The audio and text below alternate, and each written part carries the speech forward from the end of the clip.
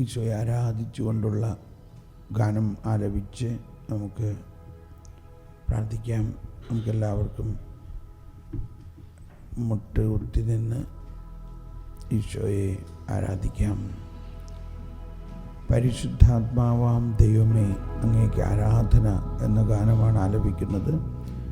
ആത്മാവിലും സത്യത്തിലും ദൈവത്തെ ആരാധിക്കുന്ന ഈശോ പറഞ്ഞു, ഞാൻ മറ്റൊരു സഹായകനെ നിങ്ങൾക്ക് അയക്കാം. ഈശോ നമ്മോടൊപ്പമുണ്ട്. ആ ഈശോയോടൊപ്പം നമ്മളോടൊപ്പം പരിശുദ്ധാത്മാവുമുണ്ട്. ആ പരിശുദ്ധാത്മാവിനെയും ഈശോയെയും ആരാധിക്കുമ്പോൾ നമ്മൾ പിതാവിനെ തന്നെയാണ് ആരാധിക്കുന്നത്. ആ ബോധ്യത്തോടെ പരിശുദ്ധാത്മാവ് ഒരു വ്യക്തിയാകുന്നു എന്ന ബോധ്യത്തോടെ നമുക്ക് ആരാധിക്കാം.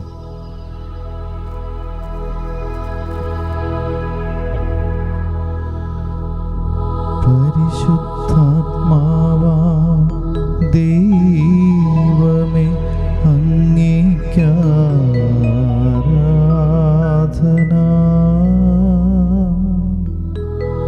പിതാവിനും പുത്രനും സമനായ ദൈവമേ അങ്ങേക്കാരാധന.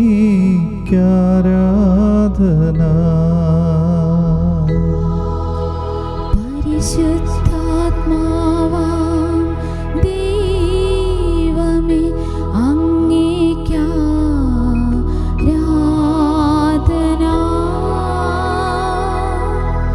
പിതാവിനും പുത്രനും സമനായ ദൈവമേ അങ്ങേക്കാരാധന.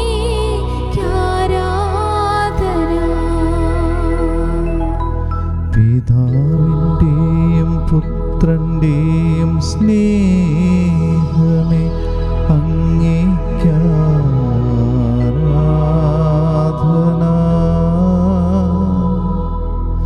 സ്നേഹം സ്നേഹം സ്നേഹദാതാവേ അങ്ങേക്കാരാധന.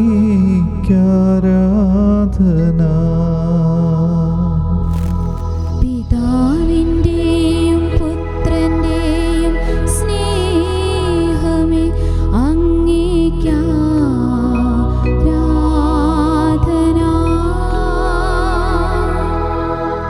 സ്നേഹം സ്നേഹം സ്നേഹദാതാവേ അങ്ങേക്കാരാധന.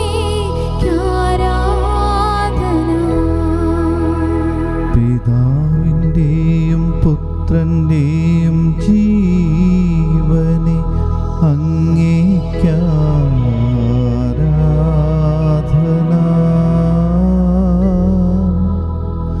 ജീവൻ ജീവൻ ജീവദാതാവേ അങ്ങേക്കാരാധന.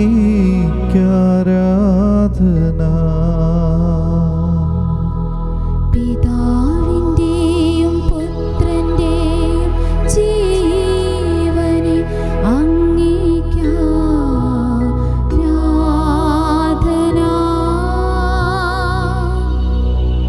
ജീവൻ ജീവൻ ജീവദാതാവേ അങ്ങേക്കാരാധന.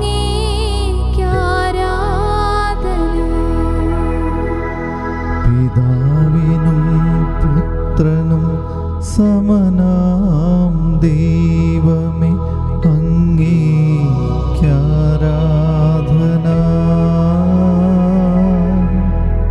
ത്രിത്വത്തിൽ മൂന്നാമനാം ദൈവമേ അങ്ങേക്കെന്നെന്നും ആരാധന. പിതാവിനും പുത്രനും സമനാം ദൈവമേ അങ്ങേക്കാരാധന.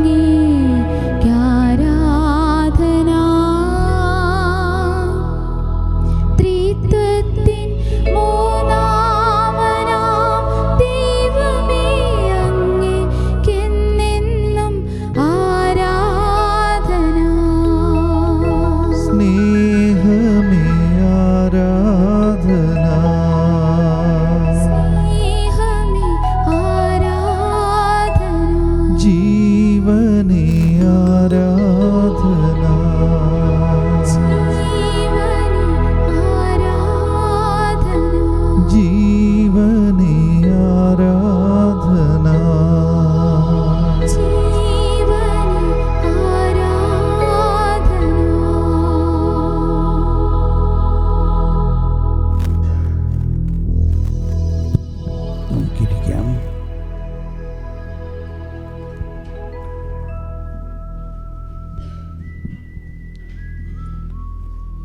ഈശോ നമ്മുടെ മുമ്പിൽ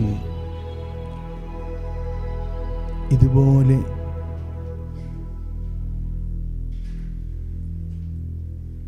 ജീവദാതാവായ വ്യക്തിയായിട്ട് നമ്മുടെ മുമ്പിൽ നിൽക്കുന്നു. ഇത് പഴയ നിയമത്തിൽ ആർക്കും അനുഭവിക്കാൻ സാധിക്കാതിരുന്ന ഒരു കാര്യമായിരുന്നു. ദൈവം നമ്മോട് കൂടെ. അതാണ് ഈശോ.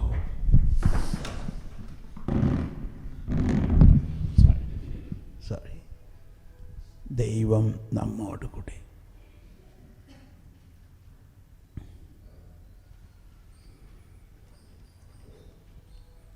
പഴയ നിയമവും പുതിയ നിയമവും തമ്മിലുള്ള ഏറ്റവും വലിയ ഒരു വ്യത്യാസം, നിരവധി വ്യത്യാസങ്ങളുണ്ട്. ഈശോ നമ്മുടെ മുമ്പിൽ സൂര്യപ്രകാശത്തിൽ കിടക്കുന്ന ഒരു കല്ലിനെ കുറിച്ച് ചിന്തിക്കുക. നല്ല ഒരു 9-10 മണി സമയത്ത് സൂര്യൻ്റെ ആ വെയിൽ കൊണ്ട് കിടക്കുമ്പോൾ ആ കല്ല് അല്പസമയം ആ വെയിൽ കൊള്ളുമ്പോൾ എന്ത് സംഭവിക്കും? ആ കല്ല് ചൂടാവും, ഇല്ലേ? കല്ല് ചൂടാവും. കുറേ നേരം കഴിഞ്ഞ് കഴിയുമ്പോൾ ആ കല്ല് നല്ല ചൂടായിട്ട് ആ കല്ല് കിടന്ന സ്ഥലത്തേക്ക് ചൂട് പ്രസരിക്കാൻ തുടങ്ങും. ഇതാണ് നമ്മൾ മനസ്സിലാക്കേണ്ടത്. നമ്മൾ ഈശോയുടെ മുമ്പിൽ ആദ്യമായിട്ട് ഒന്നും ചെയ്യാതെ ഒരു കല്ല് പോലെ ഇരിക്കുക. അപ്പോൾ നമ്മൾ എന്ത് സംഭവിക്കും?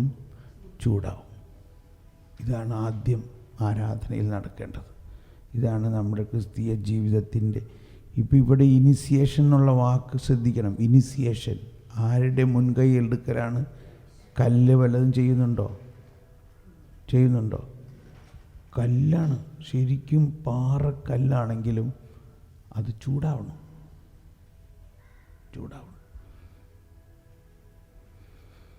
ആരുടെ ഇനിസിയേഷനാണത്? ദൈവത്തിൻ്റെ. നമുക്കൊരു 5 മിനിറ്റ് അങ്ങനെ ഒരു കല്ല് പോലെ നമ്മളൊന്നും ചെയ്യാതെ, ഒന്നും ചിന്തിക്കാതെ, ഒന്നും ധ്യാനിക്കാതെ, ഒന്നും ചോദിക്കാതെ കല്ലുപോലെ, ഈശോയെ, ഞാൻ അങ്ങയുടെ മുമ്പിൽ കല്ലുപോലെ ആണെങ്കിലും ഞാൻ അങ്ങയുടെ മകളാണ്. എന്നാൽ അങ്ങയുടെ ആ മുൻകൈയെടുക്കൽ, അങ്ങയുടെ ആ ഇനിസിയേഷൻ, അങ്ങയുടെ ആ പ്രകാശം എൻ്റെ ആത്മാവിലേക്ക് പകർന്ന് എന്നെ ചൂടാക്കണേ. തണുത്തതിനെ ചൂടാക്കുന്നു, ആറിപ്പോയതിനെ ചൂടാക്കുന്നു, വാടിപ്പോയതിനെ പുതുജീവൻ നൽകുന്ന ആ ദൈവത്തിൻ്റെ പരിശുദ്ധാത്മാവ് ഇപ്പോൾ നമ്മളിലേക്ക് ഒഴുകുന്നു. ഈശോ പറഞ്ഞു, എൻ്റെ അടുത്ത് നിന്നിരിക്കുക. ഞാൻ പ്രാർത്ഥിക്കുമ്പോൾ എൻ്റെ അടുത്ത് ഇരിക്കുക. ഈശോ നമുക്ക് വേണ്ടി പ്രാർത്ഥിക്കുന്നു. നിത്യപുരോഹിതനാണ് ഈശോ. നിത്യപുരോഹിതനായ ഈശോയുടെ ആ പ്രാർത്ഥന എന്തോ ഒരു വിസ്മയാവഹമായ പ്രാർത്ഥന. നമുക്കൊന്നും ചിന്തിക്കാൻ പോലും പറ്റാത്ത വലിയ കാര്യങ്ങളാണ് ഈശോ പ്രാർത്ഥിക്കുന്നത്. ആ ബോധ്യത്തോടെ, വിശ്വാസത്തോടെ, ഈശോയെ നീ ചെയ്യേ, നിൻ്റെ പ്രകാശം ഈ കല്ലുപോലെയുള്ള എൻ്റെ അവസ്ഥയാണെങ്കിലും പ്രകാശിക്കും. ഈശോ പ്രാർത്ഥിക്കുന്നു.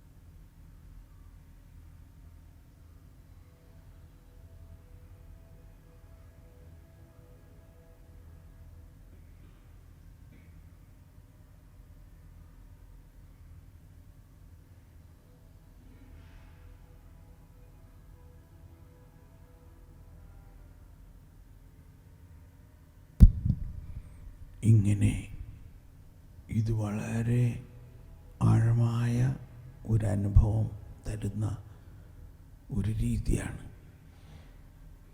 എൻ്റെ ഉള്ളിലിപ്പോൾ ഭയങ്കരമായിട്ട് ഇങ്ങനെ തുടിക്കുകയാണ്, എൻ്റെ ആത്മാവിലിങ്ങനെ നിറയുകയാണ്.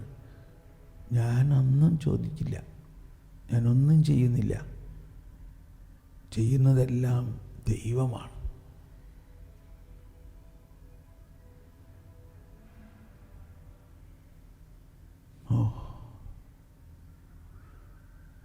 അതുകൊണ്ടാണ് യൂക്രിസ്ത്യ എന്ന് പറഞ്ഞാൽ നന്ദി പറയുക എന്നുള്ളത്. ഇവിടെ യൂക്രിസ്ത്യ എന്ന പേരുള്ള ഒരാളുണ്ട്, പിന്നെ പരിചയപ്പെടാം. ഞാൻ ആ പേരിൻ്റെ അർത്ഥം പറയായിരുന്നു. യൂക്രിസ്റ്റ് എന്ന് പറഞ്ഞാൽ നമ്മൾ ദിവ്യകാരുണ്യം എന്നൊക്കെ പറയും. ആ വാക്കിൻ്റെ അർത്ഥം നന്ദി, താങ്ക് യു, കൃതജ്ഞത. യൂക്രിസ്ത്യ, നന്ദി. കർത്താവ് എല്ലാം ചെയ്തുകൊണ്ടിരിക്കുകയാണ്. നമ്മൾ എന്ത് ചെയ്താൽ മതി? നന്ദി പറഞ്ഞാൽ മതി. നമ്മളുടെ ചെയ്തികളും ചിന്തകളും എല്ലാം പരിമിതമാണ്. അപരിമേയമായ ഈ ദാനത്തെക്കുറിച്ച് നന്ദി പറയുന്നു എന്നാണ് നമ്മുടെ വിശുദ്ധ കുർബാന സ്വീകരണം കഴിഞ്ഞിട്ടുള്ള പ്രാർത്ഥന. അപരിമേയമായ ഈ ദാനം. ഈ ദാനം എന്നെല്ലാം പറയുമ്പോൾ മനസ്സിലാക്കേണ്ടത് ഒരു വ്യക്തിയാണ്. ഈശോ ഒരു വ്യക്തിയാണ്, പരിശുദ്ധാത്മാവ് വ്യക്തിയാണ്. ആ വ്യക്തിയുടെ മുമ്പിൽ, രാജാതിരാജനായ ആ വ്യക്തിയുടെ മുമ്പിൽ നമ്മൾ ഇരിക്കുമ്പോൾ നമ്മൾ വല്ലതും അങ്ങോട്ട് പറയേണ്ട ആവശ്യമുണ്ടോ? മറിച്ച് ഇങ്ങോട്ട് പറയണത് കേൾക്കുക. നമ്മൾ പുസ്തകമെല്ലാം കൊണ്ടുപോയി വായിക്കേണ്ട ആവശ്യമുണ്ടോ? കൂടി വന്നാൽ ദൈവവചനം വായിക്കുക. ദൈവത്തെ, ഈശോയുടെ വാക്ക് തന്നെ പുതിയ നിയമത്തിലെ ഈശോ ആണ് ഇവിടെ നിൽക്കുന്നത്. ഈശോ മലമുകളിൽ നിന്നപ്പോൾ എന്ത് പറഞ്ഞു? ഈശോ താബോർ മലയിൽ നിന്നപ്പോൾ എന്ത് ചെയ്തു? ഈശോ കടലോരത്ത് വന്നിട്ട് എന്ത് പറഞ്ഞു? ആ ഈശോ തന്നെ ഇവിടെ നിൽക്കണേ. ആ ഈശോ അന്ന് പറഞ്ഞത് നിത്യതയിലേക്കും കടന്നിരിക്കുന്നു. ആ വാക്കുകൾ നിത്യവചനമാണ്. ആ വാക്കുകൾ ഇപ്പോഴും അലയടിച്ചുകൊണ്ടിരിക്കുന്നു. ആ വാക്കുകളിൽ, കർത്താവേ, അങ്ങയുടെ വാക്കുകളിൽ എന്തുണ്ട്? നിത്യജീവനുണ്ട്.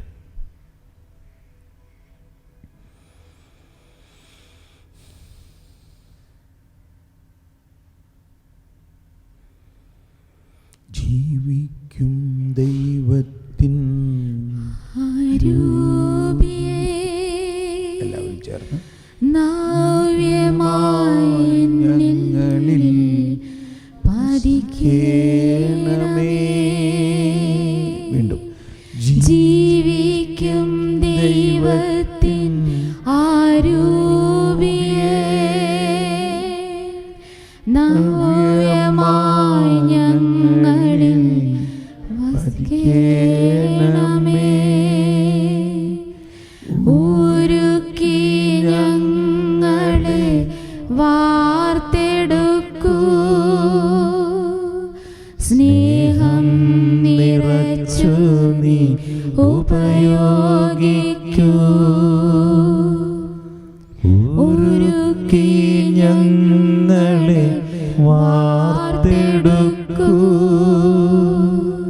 സ്നേഹം നിറച്ചു നീ ഉപയോഗിക്കൂ. ജീവിക്കും ദൈവത്തിൻ അരൂപിയേ, നവ്യമായി ഞങ്ങളിൽ വസിക്കേണമേ. ജീവിക്കും ദൈവത്തിൻ ആരൂപിയേ, നവ്യമായി ഞങ്ങളിൽ വസിക്കേണമേ. നമ്മുടെ പ്രാർത്ഥനകളിൽ വലിയ വ്യത്യാസം ഉണ്ടാകാൻ പോവുകയാണ് ഈ ദിവസങ്ങളിൽ. ഒന്ന് നമ്മളിപ്പോൾ പഠിച്ചു, ഈശോ ആണ് പ്രാർത്ഥിക്കുന്നത്. കാറ്റക്കിസത്തിൽ 2560 ഖണ്ഡികയിൽ പറയുന്നത്, 2560 ഖണ്ഡികയിൽ പറയുന്നത്, പ്രാർത്ഥന എന്ന മഹാവിസ്മയം അനാവരണം ചെയ്യപ്പെട്ടത് കിണറ്റിൻകരയിൽ വെള്ളം ചോദിച്ചു വന്ന ആ സ്ഥലത്ത് വെച്ചാണ്. അവിടെ ആരാ ചോദിക്കുന്നേ? കിണറ്റിൻകരയിൽ ആരാ ചോദിക്കുന്നേ? ആരാ? മനുഷ്യരാണോ ദൈവമാണോ? ആരാ അവിടെ ആദ്യം ചോദിക്കുന്നേ? മനുഷ്യനാണ്. ആരോട് ചോദിച്ചു? ഈശോ സമരിയാക്കാരോട് ചോദിച്ചു. അതൊരു പ്രാർത്ഥനയാണോ? അങ്ങനെയാണ് അവിടെ പറയണത്. സിസ്റ്റർ അതൊന്ന് വായിച്ചേ. 2560 ആ നമ്പർ ഒന്ന് നോട്ട് ചെയ്തോ. 2560. ദൈവത്തിന്റെ ദാനം എന്താണെന്ന് നീ അറിഞ്ഞിരുന്നെങ്കിൽ വെള്ളം തേടി നാം എത്തുന്ന കിണറ്റിങ്കൽ വെച്ചാണ് പ്രാർത്ഥനയാകുന്ന മഹാവിസ്മയം നമുക്ക് അനാവൃതമാകുന്നത്. അവിടെ ഓരോ മനുഷ്യജീവിയെയും കണ്ടുമുട്ടാൻ ക്രിസ്തു വന്നു ചേരുന്നു. അവിടുന്നാണ് ആദ്യം നമ്മെ തേടി വന്ന് നമ്മോട് ദാഹജലം ആവശ്യപ്പെടുന്നത്. യേശുവിന് ദാഹിക്കുന്നു. നമ്മെപ്പറ്റി ദൈവത്തിനുള്ള ആഗ്രഹത്തിന്റെ അഗാധതയിൽ നിന്ന് ഉയരുന്നതാണ് അവിടുത്തെ അഭ്യർത്ഥന. നാം മനസ്സിലാക്കിയാലും ഇല്ലെങ്കിലും ദൈവത്തിന്റെ ദാഹവും നമ്മുടെ ദാഹവും തമ്മിലുള്ള സമാഗമമാണ് പ്രാർത്ഥന. നാം ദാഹിക്കണമെന്ന് ദൈവം ദാഹിക്കുന്നു. ഇന്നലെ നമ്മൾ സങ്കീർത്തനത്തിൽ പറഞ്ഞല്ലോ, ആഴം ആഴത്തെ വിളിക്കുന്നു. ആദ്യത്തെ ആഴം ദൈവത്തിൽ നിന്ന് വരുന്ന ദാഹമാണ്. സമരിയാക്കാരിയെ തേടി വന്ന ഈശോ നട്ടുച്ചയ്ക്ക് അവശനായി വിയർത്ത് വന്ന ഈശോ അവളോട് ചോദിക്കുകയാണ്, എനിക്ക് ദാഹിക്കുന്നു. അവളുടെ ആ മനുഷ്യ സ്വഭാവം വിശുദ്ധ അഗസ്തീനോസ് പറയുന്നത്, അവൾ മനുഷ്യവംശത്തിൻ്റെ മുഴുവൻ പ്രതീകമാണ്. മനുഷ്യവംശം. യേശു വന്നത് ഒരാൾക്ക് വേണ്ടിയല്ല, മനുഷ്യ വംശത്തിന് വേണ്ടിയാണ്. ഈശോ ക്രിസ്ത്യാനികൾക്ക് വേണ്ടിയുമല്ല വന്നത്. ഈശോ വന്നപ്പോൾ പല ക്രിസ്ത്യാനി ഉണ്ടായിരുന്നു, ഒരു ക്രിസ്ത്യാനിയെങ്കിലും ഉണ്ടായിരുന്നു. ആർക്ക് വേണ്ടിയാണ് ഈശോ വന്നത്? ഈശോ മനുഷ്യവംശത്തിന്. നമ്മളുടെ സിറോ മലബാർ കുർബാനയിൽ പല പ്രാവശ്യം മനുഷ്യവംശത്തിൻ്റെ പ്രത്യാശയായ ക്രിസ്തുവേ, മനുഷ്യവംശത്തോട് അങ്ങ് ചെയ്ത ദൈവകാരുണ്യം, അങ്ങ് അർപ്പിക്കുന്ന ബലി ഞങ്ങൾക്കും ലോകം മുഴുവനും വേണ്ടി, ഇങ്ങനെ എല്ലാം നമ്മൾ അർപ്പിക്കുന്ന. ഇപ്പോൾ ഇവിടെ ഇരിക്കുമ്പോഴും മനുഷ്യവംശത്തിലേക്ക് മുഴുവനും പ്രകാശം ഇങ്ങനെ പോയിക്കൊണ്ടിരിക്കുകയാണ്. നമ്മുടെ ചിന്തകളുടെ ചക്രവാളങ്ങൾ വികസിക്കുക. എന്നിട്ട് അവളുടെ ആ മനുഷ്യവംശത്തിൻ്റെ മോഡലായി നിൽക്കുന്ന ആ സമരിയാക്കാരി പറയാണ്, ഞാൻ വെള്ളം തരില്ല, ഞാൻ വെള്ളം തരില്ല. കാരണം നീ ഒരു യഹൂദനാണ്, ഞാനൊരു സമരിയാക്കാരി. നമ്മൾ തമ്മിൽ വലിയ അകൽച്ചയാണ്.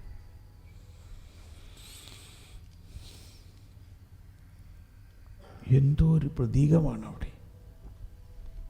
ആ കാലഘട്ടത്തിൽ ആ നാട്ടിലെ അവസ്ഥ അതാണ്. എന്നാൽ അത് ലോകം മുഴുവൻ്റെയും അവസ്ഥയായിരുന്നു. യേശു വരുമ്പോൾ ലോകം മുഴുവനും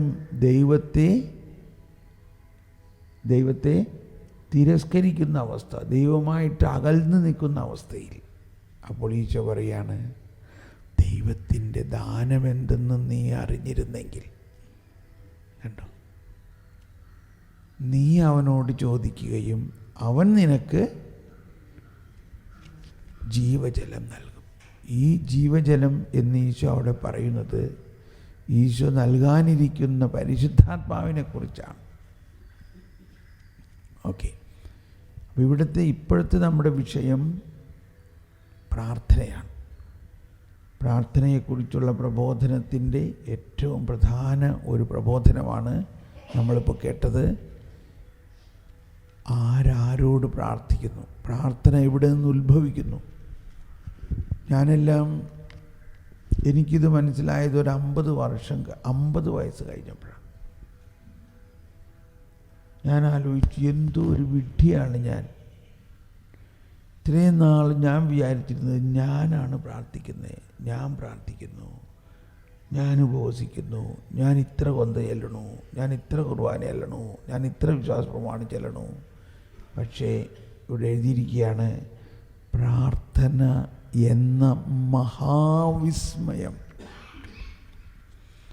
അനാവരണം ചെയ്യപ്പെടുന്നത് കിണറ്റിൻകരയിൽ നമ്മെ തേടി വന്ന ഈശോയുടെ യാചനയാണ്. എനിക്ക് ദാഹിക്കുന്നു. ഒന്നുകൂടി CCCയിലെ ആ ഭാഗം സാവധാനം വായിക്കുക. ദൈവത്തിൻ്റെ ദാനം എന്താണെന്ന് നീ അറിഞ്ഞിരുന്നെങ്കിൽ വെള്ളം തേടി നാം എത്തുന്ന കിണറ്റിങ്കൽ വച്ചാണ് പ്രാർത്ഥനയാകുന്ന മഹാവിസ്മയം നമുക്ക് അനാവൃതമാകുന്നത്.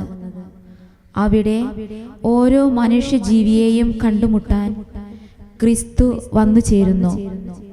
അവിടുന്നാണ് ആദ്യം നമ്മെ തേടി വന്ന് നമ്മോട് ദാഹജലം ആവശ്യപ്പെടുന്നത്. യേശുവിന് ദാഹിക്കുന്നു. നമ്മെപ്പറ്റി ദൈവത്തിനുള്ള ആഗ്രഹത്തിൻ്റെ അഗാധതയിൽ നിന്ന് ഉയരുന്നതാണ് അവിടുത്തെ അഭ്യർത്ഥന. നാം മനസ്സിലാക്കിയാലും ഇല്ലെങ്കിലും ദൈവത്തിൻ്റെ ദാഹവും നമ്മുടെ ദാഹവും തമ്മിലുള്ള സമാഗമമാണ് പ്രാർത്ഥന. നാം ദാഹിക്കണമെന്ന് ദൈവം ദാഹിക്കുന്നു.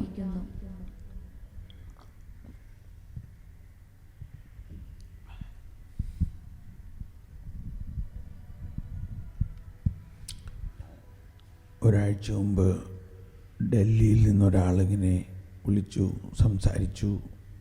അദ്ദേഹം പറയാണ്, ഈ ഒരു വാർത്ത അദ്ദേഹത്തിൻ്റെ ജീവിതത്തിൻ്റെ പ്രാർത്ഥനാ ചൈതന്യത്തെ വളരെയധികം ഉയർത്തി.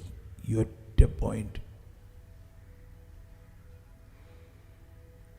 എൻ്റെ ജീവിതത്തിലും എൻ്റെ അനുഭവം ഇതാണ്.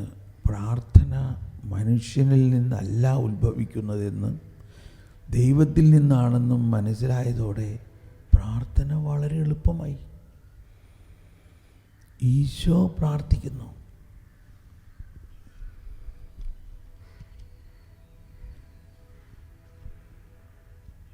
ഈശോ നമ്മെ തേടി വരുന്നിരിക്കുന്നു. ഈശോ ദാഹജലവുമായി ജീവജലവുമായിട്ടാണ് വന്നിരിക്കുന്നത്. വെറും കൈയോടെ അല്ല വന്നിരിക്കുന്നത്.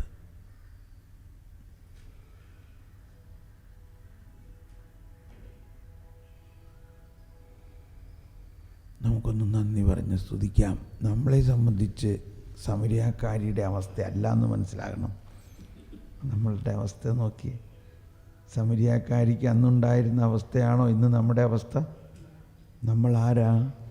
യേശുവിൽ വിശ്വസിക്കുകയും ജ്ഞാനസ്നാനം സ്വീകരിക്കുകയും സ്ഥൈര്യലേപനം സ്വീകരിക്കുകയും ഈശോയെ ശരീരവും രക്തവുമായി ഭക്ഷിക്കുകയും ചെയ്തുകൊണ്ടിരിക്കുന്ന നമുക്ക് ഇനി വല്ലതും തരാനുണ്ടോ? ഈശോയുടെ കയ്യിൽ എല്ലാം തന്നു കഴിഞ്ഞിരിക്കുന്നു. എന്നാൽ ആ തന്നു കഴിഞ്ഞിരിക്കുന്നത് നമ്മളിൽ പ്രവർത്തിക്കുന്നത്, മന്ദീഭവിച്ചിരിക്കുന്നത് നമ്മുടെ പ്രവൃത്തിയിൽ നമ്മൾ കോൺസെൻട്രേറ്റ് ചെയ്യുന്നത് കൊണ്ടാണ്. അതുകൊണ്ട് ഇപ്പോൾ ഒന്നങ്ങ് വിട്ടുകൊടുക്കാമോ നമുക്ക്? കർത്താവേ, ഈ ധ്യാനം ഇനിയുള്ള 6 ദിവസം നമ്മളൊന്നും ചെയ്യുന്നില്ല. ആര് ചെയ്യുമെല്ലാം? ഈശോ ചെയ്യും, പരിശുദ്ധാത്മാവ് ചെയ്യും. എളുപ്പമായോ? ഒന്നും ചെയ്യേണ്ട. നമ്മളെന്തിനു വന്നിരിക്കുന്നത്? നമ്മൾ ഇങ്ങോട്ട് സ്വീകരിച്ചാൽ മതി. നമ്മളിങ്ങോട്ടേക്ക് സ്വീകരിച്ചാൽ മതി. ഈശോ നമ്മുടെ കയ്യിലേക്ക് കഴിച്ച് നീട്ടുന്നു. ഈശോ എന്തൊക്കെയാണ് നീട്ടുന്നത്? ഇതെൻ്റെ ശരീരമാകും, നിങ്ങളിത് വാങ്ങി ഭക്ഷിക്കും. ഇതെൻ്റെ രക്തമാകുന്നു എന്ന് പറഞ്ഞാൽ ഇത് എന്നെ തന്നെ ഞാൻ നിനക്ക് തരിക. സ്വീകരിക്കുക. നമ്മൾ അങ്ങോട്ടൊന്നും വലിയ കാര്യങ്ങൾ പറയാണ്ട് ആ ബോധ്യത്തോടെ ഒന്ന് സ്വതന്ത്രമായി ഒന്ന് സ്തുതിച്ചേ. ഈശോയെ നന്ദി, ഈശോയെ നന്ദി, ഈശോയെ പരിശുദ്ധാത്മാവേ നന്ദി, ഈശോയെ നന്ദി, ഈശോയെ അങ്ങ് എനിക്ക് വേണ്ടി പ്രാർത്ഥിക്കുന്നു, അങ്ങ് എനിക്ക് വേണ്ടി ദാഹിക്കുന്നു, അങ്ങ് എൻ്റെ കാര്യങ്ങളെല്ലാം അറിയാം.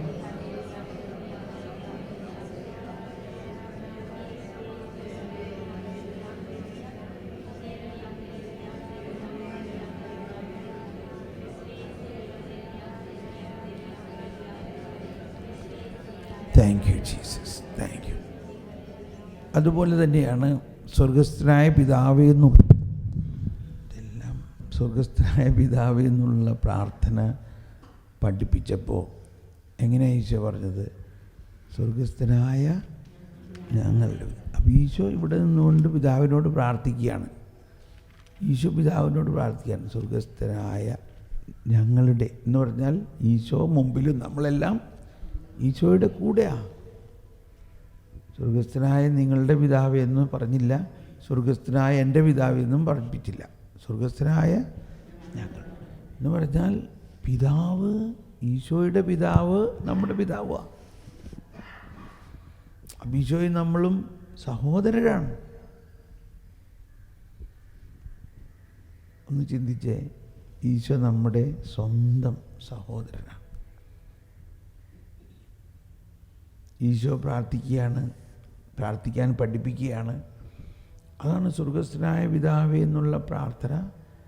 നമ്മൾ സ്വർഗസ്ഥനായ പിതാങ്ങളുടെ താമ്പൂജാണ് രാജ്യമൊരാണ് ഇതിലും സ്വർഗത്തിലെ പോലെ പോലാണ് നമ്മളിങ്ങനെ അങ്ങ് പ്രാർത്ഥിച്ച് പോവുകയാണ്. അത് വലിയ തെറ്റാണെന്നാണ് കാറ്റക്കിസത്തിൽ പറയുന്നത്. അവിടെ പറയുന്നത് ഒരു യാന്ത്രികമായി ഉരുവിടുന്ന ഒരു മന്ത്രമല്ല. It is not a mechanically repeated words. ഓ എൻ്റെ ദൈവമേ, ഏതാണ്ട് 80-ൽ അധികം ആർട്ടിക്കിൾസ് സ്വർഗസ്ഥനായ പിതാവിനെ കുറിച്ചുണ്ട്, പ്രാർത്ഥനയെക്കുറിച്ച് CCC. അതെല്ലാം വായിക്കുമ്പോൾ നമ്മളങ്ങ് ലജ്ജിച്ചു പോവുകയാണ്. നമ്മൾ ഈ സാക്ഷരത നിറഞ്ഞ കേരളം, എന്തിലാണ് സാക്ഷരത? ക്ഷമിക്കണേ ഈശോയെ.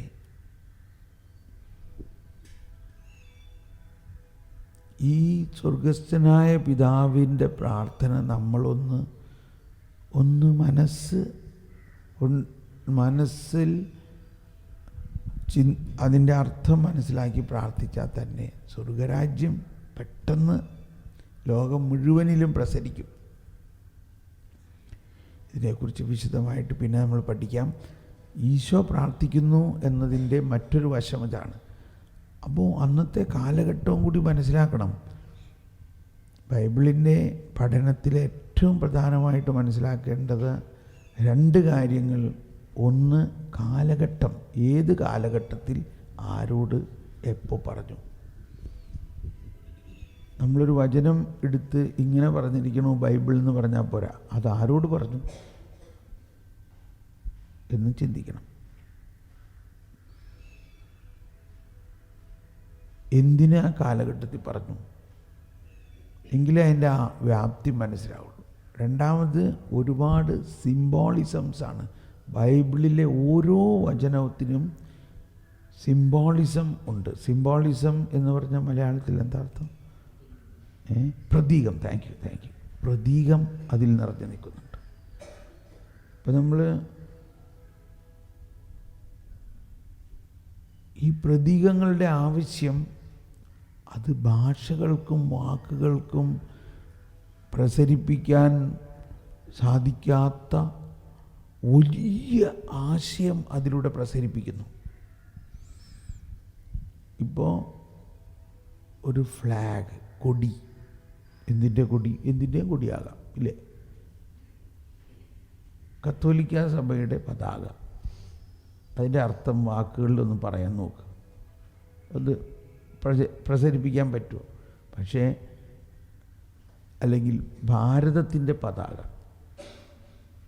ഭാരതത്തെക്കുറിച്ചും അറിയാത്ത ആൾക്കും ഈ പതാകയെക്കുറിച്ച് അറിയാത്ത ആൾക്കും അതൊരു തുണിക്കഷ്ണമാണ്. ചുവപ്പ്, പച്ച, വെള്ള കളറുണ്ട്, നടുക്കൊരു ചക്രം, ഇത്രേ മനസ്സിലാവുള്ളൂ. പക്ഷേ നമ്മൾ എഴുന്നേറ്റുന്ന ഉടനെ സെല്യൂട്ട് ചെയ്യണം. എന്തുകൊണ്ടാണ്? അതിൻ്റെ ഉള്ളിലൊരു ആശയപ്രപഞ്ചമുണ്ട്. അതാണ് അടയാളം എന്ന് പറയുന്നത്. അടയാളം എന്നുപോലെ തന്നെയാണ് സാക്രമെൻറ്റ്സ് ആർ സയൻസ്. കൂദാശകൾ അടയാളമാണ്. ഒരു വാക്കുകൊണ്ടും അത് മനസ്സിലാക്കാൻ പറ്റില്ല. അപ്പോൾ പ്രതീകത്തിൻ്റെ പിന്നിൽ ഒരാശയ പ്രപഞ്ചം ഒളിഞ്ഞിരിക്കുന്നുണ്ട്. അപ്പോൾ ഓരോ പ്രാർത്ഥനകളിലും ആ പ്രതീകം, നമ്മുടെ കുർബാന തന്നെ നിറച്ചും പ്രതീകങ്ങളാണ്. ഇപ്പോൾ ഇത് അൾത്താരയാണ്. ഈ അൾത്താര ഒരു മേശയാണോ? എന്നാൽ മേശയാണ് താനും, എന്നാൽ മേശയല്ല. പിന്നെന്താ? ഇതൊരു ബലിപീഠമാണ്.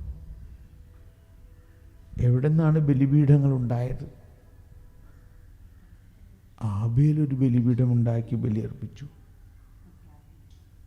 അബ്രാഹം ബലിപീഠമുണ്ടാക്കി ബലിയർപ്പിച്ചു, നോഹ ബലിയർപ്പിച്ചു. ഈ ബലിപീഠങ്ങളെല്ലാം ഇതിൽ സമ്മേളിച്ചിരിക്കുന്നു. അവസാനം കർത്താവ് ഈശോ മിശിഹ ഒരു ബലിപീഠം ഉണ്ടാക്കി. അതേത് ബലിപീഠമാണ്? അത് കുരിശാണ്. അത് ഇതിനകത്തുണ്ട്.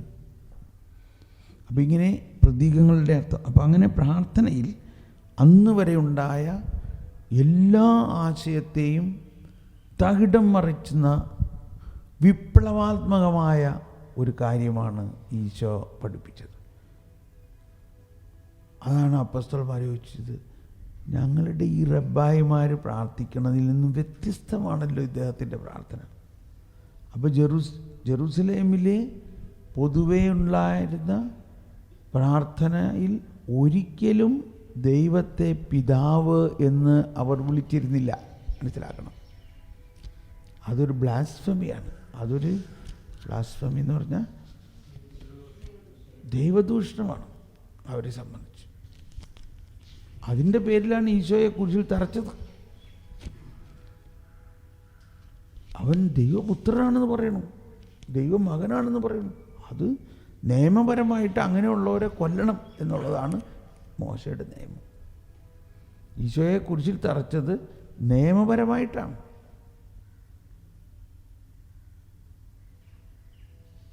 അവരുടെ നിയമം അനുസരിച്ചിട്ടാണ് എല്ലാം ചെയ്തത്. അതാണ് നിയമത്തിൻ്റെ അധീനനായവൻ. അവൻ നിയമത്തിന് അധീനനായി. ഒന്ന് ആലോചിച്ച് നോക്കിയോ, അങ്ങനെ ഇരിക്കുന്ന ഒരു സാഹചര്യത്തിൽ ഈശോ പറയാണ് ദൈവം നമ്മുടെ പിതാവാണ്. എങ്കിൽ നമ്മൾ ആരാ? നമ്മൾ വാത്സല്യഭാചനങ്ങളാണ് ഈശോയുടെ.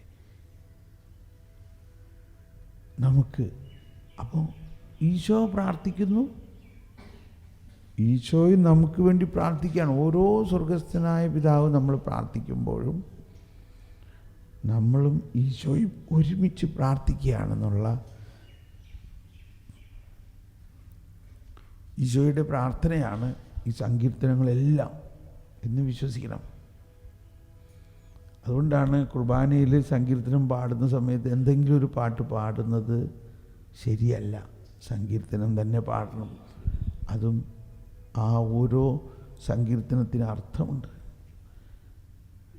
കർത്താവേ മമ രാജാവേ, കർത്താവേ മമ രാജാവേ, പാടും നിൻ പുകളെന്നും ഞാൻ.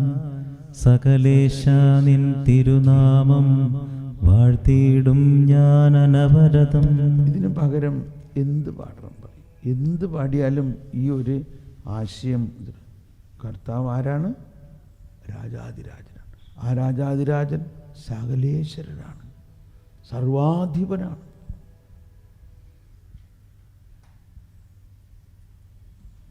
ഇത് ഈശോ തന്നെ പാടിയിരുന്നതും ആ ദൈവത്തിൻ്റെ അസ്തിത്വത്തെ മുഴുവനും നമ്മളിലേക്ക് പ്രസരിപ്പിക്കുന്നതുമാണ്. കർത്താവ് കർത്താവ് എന്ന് വിളിക്കുന്നവരല്ല, ആ കർത്താവിനെ മുഴുവനും മനസ്സിലാക്കുന്നു. അപ്പോൾ ഈശോ പ്രാർത്ഥിച്ച പ്രാർത്ഥന സങ്കീർത്തനം നിങ്ങളെല്ലാം ഈശോ പ്രാർത്ഥിച്ചതാണ്. ഈശോ കുരിശിൽ കിടന്നുകൊണ്ട് കരയുന്നു, എൻ്റെ ദൈവമേ എൻ്റെ ദൈവമേ എന്തുകൊണ്ടെന്നെ നീ കൈവിടിഞ്ഞു. ഇത് സങ്കീർത്തനം 22 ആണ്. കണ്ടോ, അത് നമ്മളെല്ലാവരുടെയും ഹൃദയത്തിൻ്റെ പ്രതിധ്വനിയാണ്.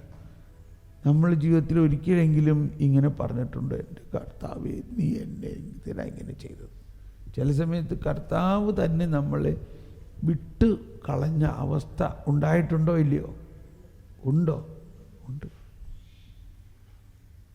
അത് ദൈവസ്നേഹത്തിൻ്റെ പാരമ്യം മനസ്സിലാക്കാൻ വേണ്ടിയാണ് പറഞ്ഞത്. നമുക്കങ്ങനെ തോന്നും, പക്ഷെ നമ്മൾ കർത്താവിൻ്റെ കയ്യിൽ തന്നെയായിരുന്നു. അപ്പോൾ പിന്നീട് അത് മനസ്സിലാവുള്ളൂ, നമ്മുടെ ബുദ്ധിക്ക് തോന്നും. അപ്പോൾ ഈശോ പ്രാർത്ഥിച്ചതാണ്. ഈശോ ലാസറിൻ്റെ വീട്ടിൽ വന്നു. മാർത്താ മറിയം ആദ്യം പറഞ്ഞു, നീ ഇവിടെ ഉണ്ടായിരുന്നെങ്കിൽ എൻ്റെ സഹോദരൻ മരിക്കില്ലായിരുന്നു. അപ്പോൾ ആ അർത്ഥത്തിൽ ഈശോ ഒരു രോഗശാന്തി നടത്തി എല്ലാവരെയും സുഖപ്പെടുത്തുന്ന ഒരാളെന്ന് അവർ വിശ്വസിക്കണുള്ളൂ. പക്ഷേ സാവധാനം അവരുടെ വിശ്വാസം മാറി. അങ്ങ് എന്ത് ചോദിച്ചാലും അവൻ തരും. കണ്ടോ, ആര് പ്രാർത്ഥിച്ചാൽ കേൾക്കുന്നു? ആര് പ്രാർത്ഥിച്ചാൽ കേൾക്കും? ഈശോ. ഇപ്പം ഇവിടെ ഇരിക്കുന്ന ഈശോ ആ ഈശോ തന്നെയാണോ? ആ ഈശോ പറയാണ്, നിന്റെ സഹോദരൻ ഉയർത്തെഴുന്നേക്കും. കണ്ടോ, അന്ന് വരെ പലസ്തീനിയായിൽ ആരും ഇത് പറയില്ല. ഈ ഈശോ ഉയർപ്പിക്കുന്നവനാണെന്നും ഈശോ തന്നെ ഉയർപ്പാണെന്നും ഒരാൾക്കും അറിയില്ല. അറിയില്ല എന്ന് പറയാൻ പറ്റില്ല. ജൈറസ് വന്നിട്ട് പറഞ്ഞില്ലേ, എൻ്റെ മകള് മരിച്ചു. എന്ത് വിശ്വാസം ഒന്ന് ആലോചിച്ചു നോക്കി. ജൈറസ് ഒരു യഹൂദനാണ്, സിനഗോഗിൻ്റെ അധികാരിയാണ്. അയാൾ ഇത്രയും വിശ്വാസം, എന്താ അയാൾക്കുണ്ടായ വിശ്വാസം? എൻ്റെ മകൾ മരിച്ചു, പക്ഷെ നീ ഒന്ന് തൊട്ടാൽ അവൾ ഉയർത്തെഴുന്നേക്കും. ജൈറസിൻ്റെ വീട്ടിൽ ചെന്ന് ഈശോ പ്രാർത്ഥിച്ചോ? ഈശോ പ്രാർത്ഥിച്ചപ്പോൾ എന്തുണ്ടായി? മരിച്ച കൊച്ചു ഉയർത്തു വന്നു. എന്നമാതിരി ലാസറിൻ്റെ വീട്ടിൽ പ്രാർത്ഥിച്ചു. എന്തു പറഞ്ഞ് പ്രാർത്ഥിച്ചു? പിതാവേ, അങ്ങ് എപ്പോഴും എൻ്റെ പ്രാർത്ഥന കേൾക്കും എന്ന് പറഞ്ഞ എല്ലാവരും, അങ്ങ് എപ്പോഴും എൻ്റെ പ്രാർത്ഥന കേൾക്കും എന്നെനിക്കറിയാം. ഇപ്പം ആര് പ്രാർത്ഥിക്കുന്നതാണ് നല്ലത്? ഈശോ ഇല്ലേ?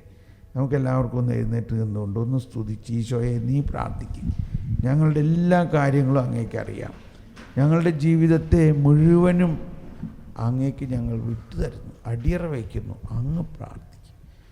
ഞങ്ങളിൽ ഇപ്പോഴും ചീഞ്ഞളിഞ്ഞ ഒരു ലാസർ ഉണ്ടെങ്കിൽ ഞാൻ വിശ്വസിക്കുന്നു ആ അവസ്ഥയിലും അങ്ങ് ഞങ്ങളെ കൈവിടുന്നില്ല. വിടുമോ? എന്താണ് ആ ചീഞ്ഞളിഞ്ഞ അവസ്ഥ? നമ്മുടെ ഭാഷയിൽ പറയുകയാണെങ്കിൽ പാപാവസ്ഥയായിരിക്കാം, മാരകപാപത്തിലായിരിക്കാം. അതല്ലേ ചീഞ്ഞളിഞ്ഞ അവസ്ഥ?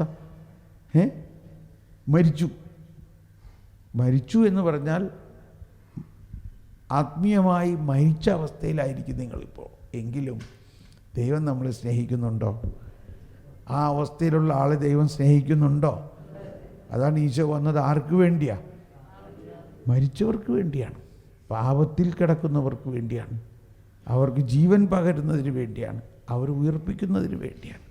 നമുക്ക് ഈ കരങ്ങൾ ഉയർത്തുക എന്ന് പറഞ്ഞു. ഒരു മിനിറ്റ് ഇപ്പോൾ താഴ്ത്തി പിടിക്കും. ഞാൻ പെട്ടെന്ന് ഓർക്കുകയാണ്, ഈ റോമിൽ പോയിട്ടുള്ളവർക്കറിയാം, റോമിൽ പോയാൽ എല്ലാവരും പോകുന്ന സ്ഥലമാണ് കൊളോസ്യങ്ങൾ. കൊളോസ്യങ്ങൾ വാസ്തവത്തിൽ ആദിമ സഭയിൽ അല്ലെങ്കിൽ ആദ്യ കാലഘട്ടങ്ങളിൽ ക്രിസ്ത്യാനികളെ അടക്കിയിരുന്നൊരു സ്ഥലമാണ്. അവിടെ ക്രിമിറ്റോറിയങ്ങളുണ്ടായിരുന്നു, ഡോർമെറ്റോറിയങ്ങളുണ്ടായിരുന്നു. ക്രിമിറ്റോറിയം എന്ന് പറഞ്ഞാൽ ദഹിപ്പിക്കുന്ന സ്ഥലം, എന്നാൽ ക്രിസ്ത്യാനികളെ ദഹിപ്പിച്ചിരുന്നില്ല. അവരെ ഡോർമെറ്റോറിയം എന്ന് പറയും. അതാണ് ഈ ഡോർമെട്രി എന്ന് പറയുന്ന സ്ഥലം. അവരെ ഉറക്കി കിടത്തുകയായിരുന്നു. അങ്ങനെയാണ് ഡോർമെട്രി. ഇപ്പോൾ നിങ്ങളൊക്കെ അവിടെയാണ്, ഡോർമെട്രിയിലാണ്. ആ വാക്കുണ്ടായത് തന്നെ അന്ന് അണ്ടർഗ്രൗണ്ടിലുള്ള അറകളിൽ ആ ശരീരം കൊണ്ടുവന്ന് വെച്ച് അതിനകത്ത് മരുന്നൊക്കെ പറ്റി അങ്ങനെ വയ്ക്കും. അതിൻ്റെ അർത്ഥം അവർ ഉറങ്ങുകയാണ്. അതിനാണ് ഡോർമേഷൻ എന്ന് പറയുന്നത്. ഡോർമേഷൻ. ആ അറകളുടെ മുൻപിൽ അവർ മനോഹരമായ ചിത്രങ്ങളൊക്കെ വരച്ചു വെച്ച് ഈ ആളുടെ ഉയർപ്പിൻ്റെ വലിയ പ്രതീകങ്ങളാണ്. അവിടെ എല്ലാ അറകളുടെയും മുമ്പിൽ പല ചിത്രങ്ങളും വരച്ചു വയ്ക്കുന്നതിൽ പ്രധാന ഒരു ചിത്രമാണ് 2 കരങ്ങളും ഉയർത്തി നിൽക്കുന്ന ചിത്രം. അതെന്തിൻ്റെ പ്രതീകമാണ്? ഉയർപ്പിൻ്റെ പ്രതീകമാണ്. ഉയർപ്പിൻ്റെ പ്രതീകമാണ്. ഈ മരിച്ച ആൾ ഉറങ്ങുകയാണ്. അയാൾ അന്ത്യദിനത്തിൽ ഉയർക്കും എന്ന് അവർ വിശ്വസിച്ചുകൊണ്ടാണ് അവിടെ ഉറക്കിയിരിക്കുന്നത്. ഡോർമെട്രി. മനസ്സിലായോ? ഡോർമെട്രിയിൽ കിടക്കുമ്പോൾ ഒന്ന് ചിന്തിച്ചോ, നാളെ ബലിയർപ്പിക്കാൻ വരുമോ എന്ന് എനിക്ക് അറിഞ്ഞുകൂടാ. പക്ഷേ ഒന്നറിയാം, എന്തറിയാം? അന്ത്യദിനത്തിൽ നമ്മളെല്ലാം ഉയർക്കും. നമ്മൾ ഇപ്പോൾ നമ്മളിൽ തന്നെയുള്ള ഉയർപ്പിൻ്റെ ശക്തിയെ ഉണർത്തിക്കൊണ്ട് നമ്മളിൽ ചീഞ്ഞളിഞ്ഞ ലാസറുണ്ടെങ്കിലും ഇപ്പോൾ കർത്താവ് പ്രാർത്ഥിക്കുകയാണ്, ലാസറേ. കർത്താവ് എന്താ പ്രാർത്ഥിച്ചത്? ലാസറേ പുറത്തു വരിക. ഇത് ഈശോ പ്രാർത്ഥിച്ച പ്രാർത്ഥനയാണോ? ആ വചനം അന്നും ഇന്നും ഒരുപോലെ ശക്തമാണോ? ശക്തമാണ്. ആ ബോധ്യത്തോടെ നമുക്ക് കരങ്ങൾ ഉയർത്തി നമ്മളിലുള്ള ചീഞ്ഞളിഞ്ഞ ലാസർ ഇപ്പോൾ ഉയർക്കട്ടെ. സ്വതന്ത്രമായി ഇപ്പോൾ നമുക്ക് അത്യുച്ചസ്വരത്തിൽ വേണമെങ്കിൽ സ്തുതിക്കാം. ഹല്ലേലൂയ, ഹല്ലേലൂയ, യേശുവേ, യേശുവേ, ഹല്ലേലൂയ, ഹല്ലേലൂയ, ഹല്ലേലൂയ. ഓ ഈശോയെ, അങ്ങ് പ്രാർത്ഥിക്കുമ്പോൾ അങ്ങയുടെ പ്രാർത്ഥന പിതാവ് എപ്പോഴും കേൾക്കുമെന്ന് ഞങ്ങൾ വിശ്വസിക്കുന്നു. അബ്ബാ പിതാവേ, അങ്ങ് യേശുവിൻ്റെ പ്രാർത്ഥന കേൾക്കും. ഈശോയെ, ഞങ്ങൾ വിശ്വസിക്കുന്നു. അങ്ങയുടെ പ്രാർത്ഥന എപ്പോഴും ഈശോ പ്രാർത്ഥിക്കുന്നു. ഞങ്ങളിൽ ചീഞ്ഞളിഞ്ഞ ലാസറിനെ ഉയർപ്പിക്കണമേ. ലാസറേ പുറത്തു വരിക. ലാസറേ പുറത്തു വരിക. ലാസറേ പുറത്തു വരിക. യേശുവേ നന്ദി, യേശുവേ നന്ദി, യേശുവേ നന്ദി, യേശുവേ നന്ദി. ഇരിക്കാം. ഞാനിപ്പോൾ പെട്ടെന്ന് ഓർക്കുന്നത് 1997 എവിടെ ഉണ്ടല്ലോ, എവിടെ? നമ്മുടെ ലൂർദ് പള്ളിയിലെ കൺവെൻഷൻ. ആ ലൂർദ് പള്ളിയുടെ ഓപ്പോസിറ്റാണ് ഒരു ആശുപത്രി അല്ലേ? ആ ആശുപത്രിയിൽ ഹെർണിയ ഓപ്പറേഷന് വേണ്ടി വന്നിരുന്ന ഒരു മിഷണറി ബ്രദർ ഇങ്ങനെ കൺവെൻഷൻ നടക്കണമെന്ന് പറഞ്ഞപ്പോൾ ഡോക്ടറോട് പറഞ്ഞു, ഞാൻ താഴ്ത്തു പോയിട്ട് ഇരുന്നോട്ടെ എന്ന് പറഞ്ഞു. ഉച്ചയ്ക്ക് ഓപ്പറേഷനാണ് ഇതെൻ്റെ, ഉച്ചയാകുമ്പോഴേക്കും വന്നേക്കണമെന്ന് പറഞ്ഞു. രണ്ട് വലിയ ഓറഞ്ച് സൈസിലുള്ള ഹെർണിയായിരുന്നു. വന്നേക്കാന്ന് പറഞ്ഞു. 12 മണിക്ക് മുകളിലോട്ട് പോകാം എന്ന് പറഞ്ഞു. രാവിലെ ഇതുപോലെ ആരാധന സമയത്ത് ഈ ഈശോ ലാസറിൻ്റെ വീട്ടിൽ വന്ന കാര്യം പറഞ്ഞ് പ്രാർത്ഥിച്ച് ഇതുപോലെ ലാസറേ പുറത്ത് വരിക എന്ന് പറഞ്ഞു.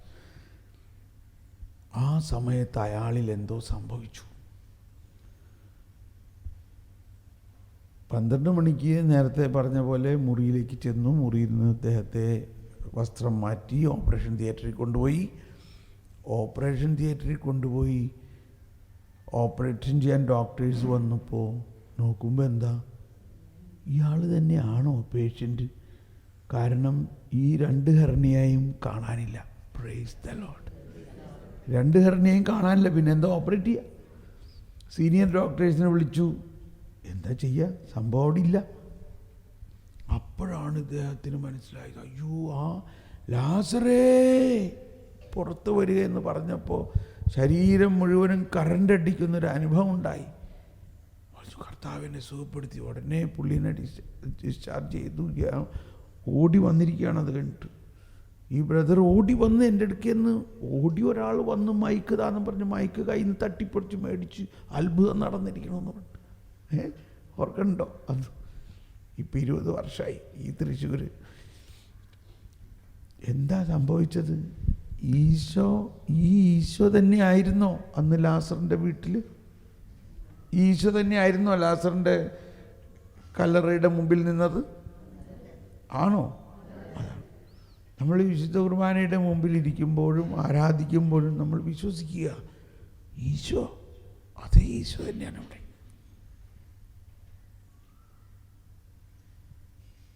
നമ്മളിലിപ്പോൾ വലിയ കാര്യം നടന്നുകൊണ്ടിരിക്കുകയാണ്. കാരണം ഈശോ പ്രാർത്ഥിച്ചു.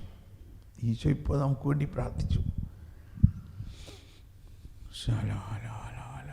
നിത്യപുരോഹിതനായ ഈശോയെ, സുവിശേഷത്തിൽ അങ്ങ് പറഞ്ഞ ഓരോ വാക്കുകളും അങ്ങയുടെ പ്രാർത്ഥനയായിരുന്നു. ഈശോയുടെ പ്രീസ്റ്റ്ലി പ്രെയർ ഈശോ പ്രാർത്ഥിച്ചു, പിതാവേ, ഏക സത്യദൈവമായ അങ്ങയെയും അങ്ങയച്ച യേശുക്രിസ്തുവിനെയും അറിയുക എന്നതാണ് എന്താണ്? നിത്യജീവൻ. അറിവ്. ഈ അറിവ് എല്ലാവർക്കും കൊടുക്കണേ. അതാണ് ജ്ഞാനം. എന്താണത്? ജ്ഞാനം. എന്താണ് ജ്ഞാനം?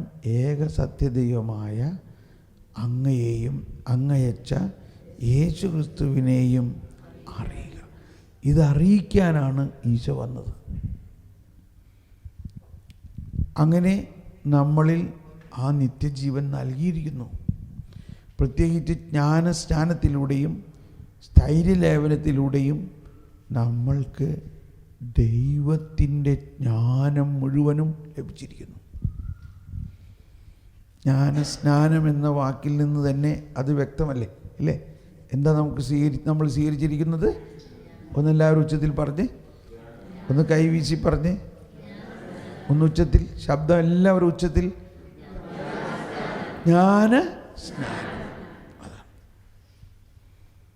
നമ്മൾ സ്വീകരിച്ചിരിക്കുന്ന ജ്ഞാനസ്നാനത്തെക്കുറിച്ചും ഈശോ പറയുന്നുണ്ട്. സോളമൻ്റെ വിജ്ഞാനം കേൾക്കാൻ വേണ്ടി, കാണാൻ വേണ്ടി ദക്ഷിണദേശത്തെ രാജ്ഞി ദൂരദേശത്തുനിന്ന് വന്നു.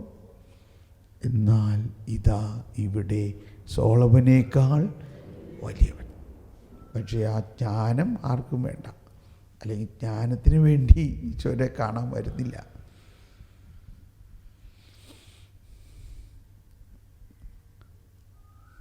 ഇപ്പം നമ്മൾ എന്തിനാ വന്നിരിക്കുന്നത്? ഈ ജ്ഞാനത്തിന്. ഇന്ന് എത്ര പേര് രാവിലെ 4 മണിക്ക് എണീറ്റു?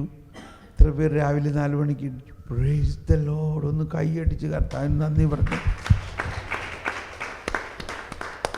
ശരിക്കും ആരോ നിങ്ങളെ വിളിച്ചുണർത്തണമായി തോന്നിയോ ഇല്ലയോ? തോന്നിയോ ഇല്ലയോ?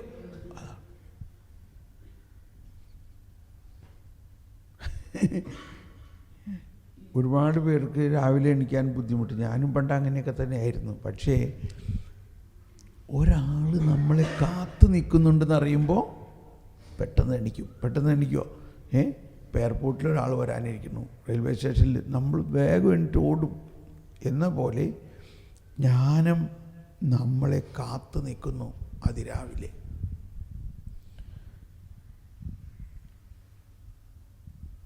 നമുക്ക് ആ വചനം ഒന്ന് വായിക്കാം.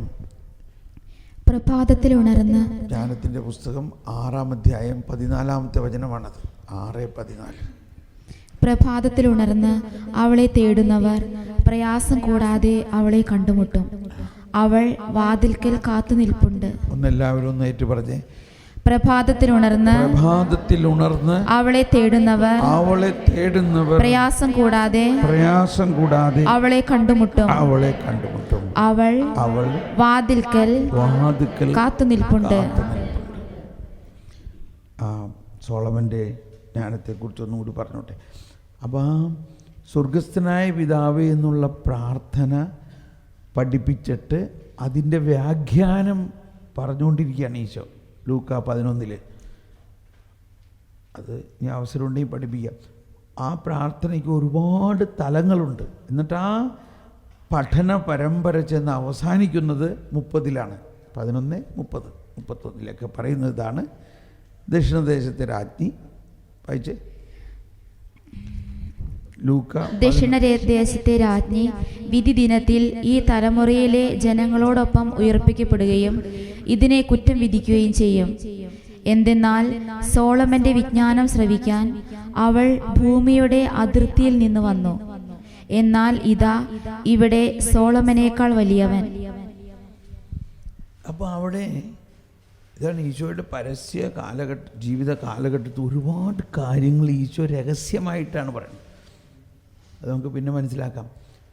അല്ലെങ്കിൽ ഒരു വചനം സാമ്പിളായിട്ടൊന്ന് എടുക്കാം നമുക്കൊരു ആകർഷണം കിട്ടാൻ വേണ്ടി. ഉദാഹരണത്തിന് ഒരുപാട് കാര്യങ്ങൾ ഈശോ ഇങ്ങനെ സ്റ്റോപ്പ് ചെയ്യും പെട്ടെന്ന്, മുഴുവനും പറയൂല. സോളമൻ്റെ ജ്ഞാനത്തിൽ ഇതാ ഇവിടെ സോളമനേക്കാൾ വലിയവൻ എന്നാൽ അത് തുറന്ന് പറഞ്ഞൂടെ? സോളമന് ജ്ഞാനം കൊടുത്തത് ഞാനാ. സോളമന് ജ്ഞാനം കൊടുത്തത് ആരാ? ആ ആളിവിടെ വന്നേക്കണം. വേണോ നിങ്ങൾക്ക് ജ്ഞാനം? പക്ഷെ സോളമൻ്റെ ജ്ഞാനം തേടി വന്ന ആ ദക്ഷിണദേശത്തെ രാജ്ഞിയെപ്പോലെയോ നിങ്ങളാരും എൻ്റെ അടുത്ത് ജ്ഞാനം തേടി വരാത്തത് എന്താ? സോളമന് ജ്ഞാനം കൊടുത്തത് ഞാനാ. അപ്പോൾ സോളമൻ പ്രാർത്ഥിക്കുന്നുണ്ട്. സോളമൻ്റെ പ്രാർത്ഥന തന്നെ എന്താ? കർത്താവേ, അങ്ങ് സ്വർഗത്തിൽ നിന്ന് പരിശുദ്ധാത്മാവിനെ അയച്ചു തന്നില്ലെങ്കിൽ എനിക്കൊന്നും ചെയ്യാൻ പറ്റില്ല ഇവിടെ. ഇത് സോളമൻ അങ്ങയോടൊപ്പം ഉണ്ടായിരുന്നവരും വായിച്ചേ. സോളമൻ 9:9 വചനം എഴുതിക്കോളൂ. 9:9 എന്ന് വായിച്ചേ. അങ്ങയുടെ പ്രവർത്തികൾ അറിയുകയും ലോക സൃഷ്ടിയിൽ ലോകം, അതായത് ഈ ഇതൊന്നൊന്ന് പുറത്തേക്ക് നോക്കി, ഈ പച്ച ഇലകളും ഈ മരങ്ങളും ഈ നാളികേരം ഈ തെങ്ങ് ഈ ചക്കമരം അല്ല പ്ലാവ് ഇതൊക്കെ സൃഷ്ടിച്ച ആരാ? അത് സൃഷ്ടിച്ചപ്പോൾ ഈ സൂര്യ ചന്ദ്രൻ ഈ താരാമണ്ഡലം ഇതെല്ലാം സൃഷ്ടിച്ചപ്പോൾ ആ സൃഷ്ടിയിൽ പ്രവർത്തിച്ചത് ആരാ? ആ ജ്ഞാനമാണത്. എന്നിട്ട് വായിച്ചേ. അങ്ങയുടെ പ്രവർത്തികൾ അറിയുകയും ലോക സൃഷ്ടിയിൽ അങ്ങയോടൊത്തുണ്ടാകുകയും ചെയ്ത അങ്ങേക്ക് പ്രസാദകരവും എല്ലാവരും നേരിട്ട് പറഞ്ഞേ. അങ്ങേക്ക് പ്രസാദകരവും അങ്ങയുടെ നിയമമനുസരിച്ച് ശരിയുമായ കാര്യങ്ങൾ അറിയുന്ന ജ്ഞാനമേ അങ്ങയോടൊത്തു വാഴുന്നു. കണ്ടിന്യൂ, തുറന്നു വായിക്കാം. വിശുദ്ധ സ്വർഗത്തിൽ നിന്ന് അങ്ങയുടെ മഹത്വത്തിന്റെ സിംഹാസനത്തിൽ നിന്ന് ജ്ഞാനത്തെ അയച്ചു തരണമേ. അവൾ എന്നോടൊത്ത് വസിക്കുകയും അധ്വാനിക്കുകയും ചെയ്യട്ടെ. അങ്ങനെ അങ്ങയുടെ ഹിതം ഞാൻ മനസ്സിലാക്കട്ടെ. കണ്ടോ, ആരധ്വാനിക്കുന്ന കാര്യം ഇവിടെ പറയണേ? ജ്ഞാനം നമുക്ക് വേണ്ടി അധ്വാനിക്കുന്നു. Praise the Lord. നമ്മളിവിടെ കട്ടം പണിയെടുത്ത് എന്തെല്ലാം കഷ്ടപ്പെട്ടിട്ടും ഒരു കാര്യവും ശരിയാവണില്ല. ജ്ഞാനം നമുക്ക് വേണ്ടി അങ്ങയോട് അധ്വാനിക്കുകയും അങ്ങയുടെ ഹിതം അനുസരിച്ചുള്ള കാര്യങ്ങൾ നടക്കും. ആ ജ്ഞാനത്തെ അയക്കണേ എന്ന് സോളമൻ പ്രാർത്ഥിച്ച ആ പ്രാർത്ഥനയെ നമ്മൾ കാണേണ്ടത് ആ ജ്ഞാനമാണ് പുതിയ നിയമത്തിൽ ഈശോയിലൂടെ പരിശുദ്ധാത്മാവിലൂടെ നമ്മിലേക്ക് വന്നിരിക്കുന്നത്. Praise the Lord. സോളമനേക്കാൾ വലിയ ജ്ഞാനമാണ് നമുക്ക് കർത്താവ് ഈശോ മിശിഹായിലൂടെ ലഭിച്ചിരിക്കുന്നത്. നമ്മളെ സംബന്ധിച്ച് ഇത് ഓൾറെഡി ഇപ്പോൾ ലഭിച്ചു കഴിഞ്ഞിരിക്കുന്നു. എങ്കിലും പരിശുദ്ധ പിതാവ് ഫ്രാൻസിസ് പാപ്പ പറയാറുള്ളൊരു കാര്യമാണ്, നമ്മൾ ജ്ഞാനസ്നാനത്തിൽ കിട്ടിയ ആ പെട്ടി ഉണ്ടല്ലോ, സമ്മാനപ്പെട്ടി, അതിൻ്റെ റാപ്പർ മാത്രമേ തുറന്നിട്ടുള്ളൂ, അതിൻ്റെ അകം തുറന്നിട്ടില്ല. നമ്മളൊരു സമ്മാനം കിട്ടി, അത് തുറന്നിട്ടേ ഇല്ല. നമ്മൾ നമ്മുടെ മാനുഷിക ജ്ഞാനം കൊണ്ട് കുറേ കാര്യങ്ങളൊക്കെ ചെയ്യുന്നുണ്ട്. പക്ഷേ ദൈവിക ജ്ഞാനം കൊണ്ട് ആ ദൈവിക ജ്ഞാനത്തിൻ്റെ പെട്ടി തുറന്നിട്ടേ ഇല്ല. അതാണ് മുട്ടുവിൻ എന്ന് പറയുന്നത്. ഈശോ പറഞ്ഞു, മുട്ടുവിൻ തുറക്കപ്പെടും. അത് നിങ്ങളുടെ കയ്യിലുണ്ട് എന്നതിൻ്റെ അർത്ഥം. അത് ഞാൻ തന്നിട്ടുണ്ട്, അതൊന്ന് തുറക്കൂ. എനിക്കിതൊക്കെ മനസ്സിലായപ്പോൾ എനിക്കങ്ങ് ഭയങ്കര ലജ്ജ തോന്നി. ദൈവം ഇത്രയ്ക്ക് മണ്ടത്തരമാണോ നമ്മളെല്ലാവരും ചെയ്തുകൊണ്ടിരിക്കുന്നത്? ജ്ഞാനസ്നാനത്തിലൂടെ ദൈവത്തിൻ്റെ ജ്ഞാനം, സോളമന് കൊടുത്തേക്കാളും വലിയ ജ്ഞാനം നമുക്ക് തന്നിട്ടും നമ്മൾ അത് കണ്ടിട്ടില്ല.